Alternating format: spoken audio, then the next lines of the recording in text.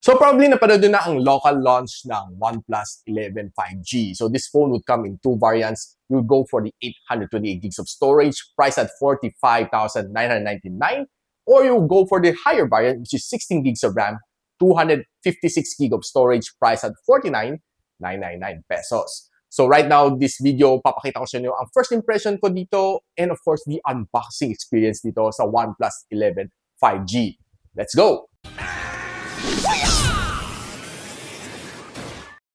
So hi guys, ako pala si Richmond ng Gadget Sidekick and welcome back to my channel. So I have here is the exclusive launch ng package ng OnePlus 11. No? And ang sulat dito, OnePlus 11 5G, the shape of power.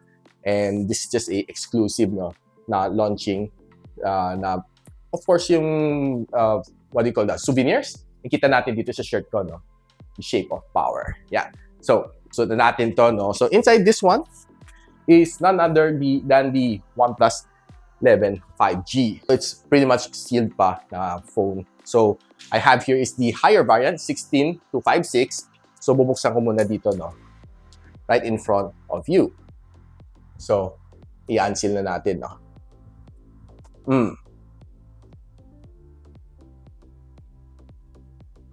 Ayun, tanggal. So hindi na siya katulad ng mga dating OnePlus na box, no, na matangkad, mas slim. This time around, parang regular phone box na lang siya, no. So I think has something to do with a little bit of cost cutting kasi medyo mas mahal siguro gumawa ng box na mas matangkad, mas maraming I mean, the unboxing experience before was a lot better than probably than this one. So kita natin still the red box na nakita natin. Alam na ko sila dito OnePlus and Hasselblad. On the side, it's always the OnePlus 11. So buksan na natin. Never settle. Buksan natin tong malit na box, no? And of course, a quick shoutout sa aking friend si Martin for lending me this unit. And I'm not quite sure kung kailan tayo papahiramin pa ni OnePlus Philippines, no, for the full review. This one is just going to be the initial impression ko dito sa phone na ito. And kita natin, no, sa loob ng pouch. We have some stickers. Ito yung SIM ejector tool niya, no? Medyo pinangganda niya this time around. Safety guide and quick start guide. Binabasa pa ba to? And of course, the phone itself. Color green ang meron natin, no? The jade green. So let's just continue to open what's further inside this box. Meron tayo dito 100 watts na superbook charge, no? So I was wondering bakit hindi nila kaya isagad, no? Si OnePlus Ace, kasama niya 150 watts. Ito, 100 watts. Talo ka pa kay OnePlus Ace. Meh. And of course, one of my favorite, ang red cable, no, na A to C ni OnePlus. That's about everything. Unwrap muna natin, no? Oop. Ganda. This is a jade green color. So, I think this is probably going to be the best seller among dun sa lahat ng variant niya, no?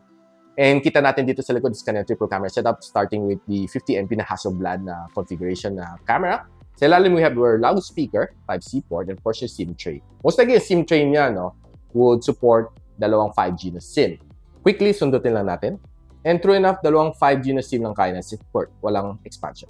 Sa ibabaw niya is of course kanya noise cancelling mic and some antenna bands plus yung kanyang another speaker.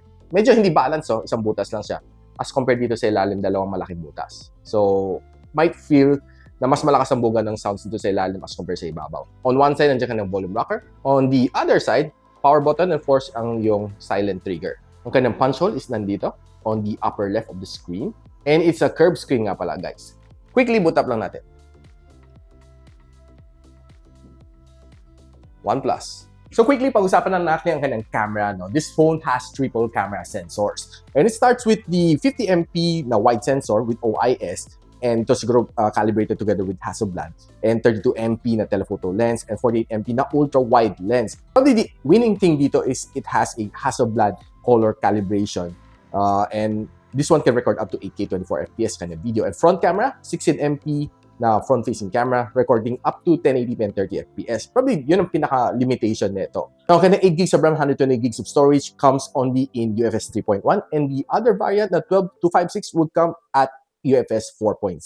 Napag-usapan na natin quickly ang kanyang mga camera shots, no? So, I did take this one for some photos dahil very limited time lang meron ko with this phone. And I was able to snap in some really nice shots. So, outdoors, klarong-klarong ka ng camera. Sharp, and the colors are natural. And taking some indoor shot na low light, and I can say na quite impressive din naman mga shots niya, no? Hindi siya yung tipong, there are other cameras pag medyo madilim, nagiging grainy. But I don't think this one is the case. Magandang camera. Ang timpla ng Hasselblad is definitely something that you should consider if you're looking for a nice camera on a flagship phone.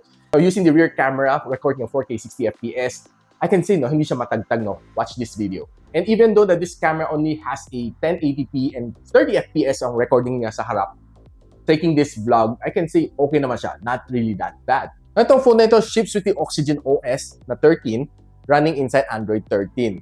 And this one also has a 5,000 mAh na battery supporting up to 100 watts of fast charging. Now, another thing that would be nice dito sa phone na ito, it has RAM extension. You can set up to 12 gigs of expansion. So, imagine meron ka na 16 plus 12.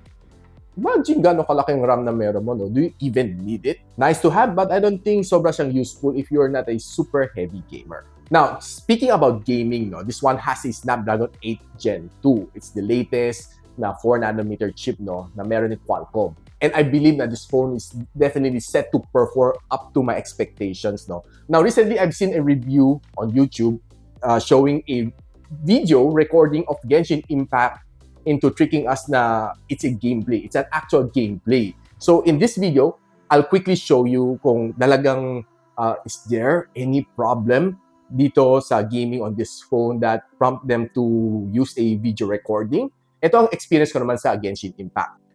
Okay, for the quick thermal throttling test, makita natin dito sa Oneplus 11 5G that it has really dropped dito pagdating sa mga 10-minute mark. No? Namula siya dito, then nag-pick up ulit siya ng kunting yellow, but after 10 minutes makita natin it's not really anything good dito. It's supposed to be green all the way for a flagship like this one, but this one is throttling talaga. So, right now, let's head on over to play the Genshin Impact. Now, playing Call of Duty, I can say smooth naman siya. Don't really see any problem playing Call of Duty kasi this one can perform even kahit mga Snapdragon 888. Maning-mani lang ang Call of Duty.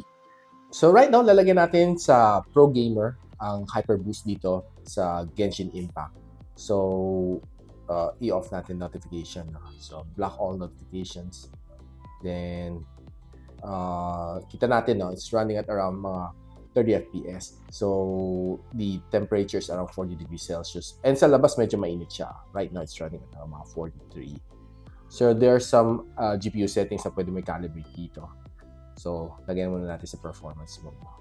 At the same time, we'll put this game into max graphical settings. Okay, so, naka-highest na siya right now, no, for Genshin Impact. Just enjoy the game. Feel lang natin kung maglalag siya after a while.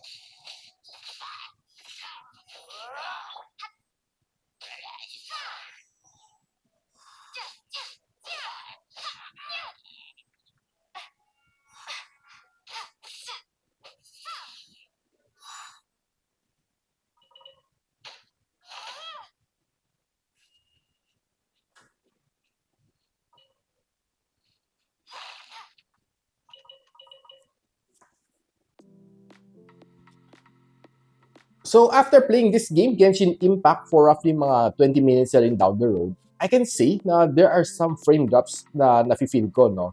And hindi naman siya sobrang lala, but I believe that this is a Snapdragon 8 Gen 2. It's supposed to be performing to its peak performance dito sa Genshin Impact like other flagship, but this one medyo hindi ganun kagandang ano niya, no? Ang performance sa Genshin Impact. And mapapansin ko on some occasion lalo na sa battle, no. Sa swimming, I think there's not really much of a problem. But pagdating naman sa battle, doon mo makita talaga na medyo nag-frame drops na talaga siya, no. Itong si Genshin Impact. And right now, na-prove na natin na kung bakit ginamit, it's a YouTube playback ng Genshin Impact na game on one of the reviews ng OnePlus 11. It's because hindi ganun kaganda ang thermals niya and medyo hindi ganun ka-optimize siya for itong game na ito. That's why probably they need to cover it up. Which is for me, not really that good for a review ng isang flagship phone. So, try lang natin sa swimming, no? Like what you saw. So makita natin doon sa swimming, there's not really much of a problem kasi hindi naman talaga maglalagyan pa ng swimming. But if you're on the full battle na, lalo na kung mga boss ng kalaban, doon makikita kung medyo nagka-throttling na siya o maglalag siya.